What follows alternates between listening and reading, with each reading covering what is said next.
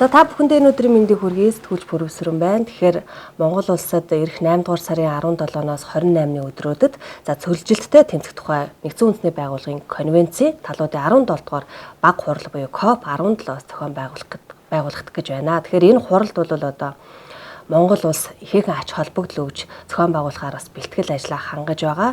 За иргэд олон нийтийн зөвөөс ч гэсэн бас энэ хурлыг зохион байгуулснаар Монгол улсад одоо орж ирэх үр өгөөж үр ашиг нь юу юм бэ? Нөгөө талаас бас эдийн засаг талаасаа бас анхаарч байгаа ийм бас талууд байгаа. Тэгэхээр энэ 8 дугаар сард болох хуралд бол 190 орны одоо 10 мянга орчим төлөөлөгч оролцсон.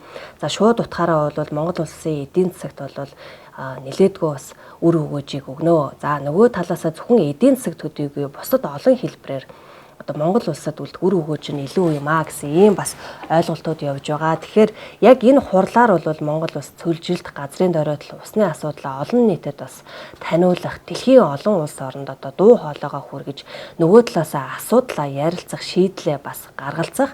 За ингээд төсөл хөтөлбөрүүдийг хэрэгжүүлэх одоо үүгээрээ санхүүжилтийг босгож Монгол улстай бас яг энэ цөлжилт, газрын доройтол, усны асуудалтай холбоотой олон төсөл хөтөлбөрийг хэрэгжүүлэх ийм боломж бүрднэ гэж үзэж байгаа. Тэгэхээр газрын доройтлын асуудалд одоо зарцуулсан $1 нь эргээд тухайн улс орныхоо эдийн засагт 20-оос дээш долларын одоо үр өгөөжийг авчирдаг гэсэн бас ийм тоон судалгаа байдаг. Тэгэхээр энэ бол зөвхөн одоо Монгол улсын төдийгүй хүн төрөлхтний дэлхийд дахин олон улсын юм анхаарлаа хандуулах байгаль орчны асуудал юм гэдгийг бол олон нийт дэлхийд дахин хүлээн зөвшөөрсөн учраас энэ баг хурлыг олон улсад зохион байгуулдаг. За үр өгөөжийг нь хүртсэн олон улсын ч гэсэн жишээ байгаа. Тэгэхээр яг энэ COP17 олон улсын баг хурлыг за Мандимын сайтын редакц яг байгаль орчны сэдвтэй холбогдуулан бас анхаарч тодорхой мэдээллүүдийг олон нийтэд түгээж байгаа.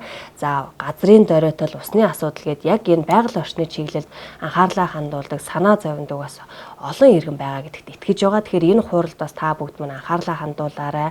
За яг энэ байгаль орчноо хайрлаж хамгаалахад яг энэ үйлсэд бас нэгдэж тодорхой үйлдэл хийж байгаарэ гэж манай сайтын зүгээс уриалж байна.